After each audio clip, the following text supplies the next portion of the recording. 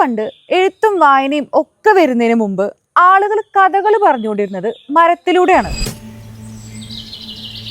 തൃശ്ശൂരിന്റെ സ്വന്തം കലാഗ്രാമം ചേർപ്പ്. ഒരുപാട് കലാകാരന്മാരുള്ള ഈ ഒരു സുന്ദരമായ ഗ്രാമത്തിലെ കൊത്തുപണികളും ശില്പികളും ഒക്കെ പണ്ടേ പേര് കേട്ടതാണ്. അങ്ങനെ മരങ്ങളിൽ നിന്നും അത്ഭുതങ്ങൾ സൃഷ്ടിച്ചെടുക്കുന്ന ഒരാളുടെ കഥയാണ് ഞാൻ ഇന്ന് പറയാൻ പോണത്.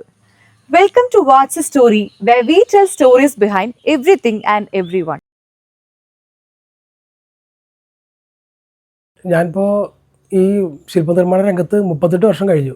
സ്കൂൾ കാലഘട്ടങ്ങളിൽ തന്നെ സ്കൂളിൻ്റെ ഇപ്പോൾ 9ാം ക്ലാസ് 10ാം ക്ലാസ്സൊക്കെ ആ സമയത്ത് ക്ലാസ് കഴിഞ്ഞ് വരിക, പിന്നെ ചെറിയ ചെറിയ മരങ്ങളിൽ ആനേനെ കുത്തി പഠിക്കുക, അതൊക്കെയാണ് ഇതിൻ്റെ ഒരു പ്രാരംഭ ഘട്ടം. ഒരു കൊല്ലം കൊണ്ട് ഒറ്റ മരത്തടിയിൽ പണിതീർത്ത് 6 അടി ഉയരമുള്ള ഗണപതി ശില്പമാണ് ഇത്.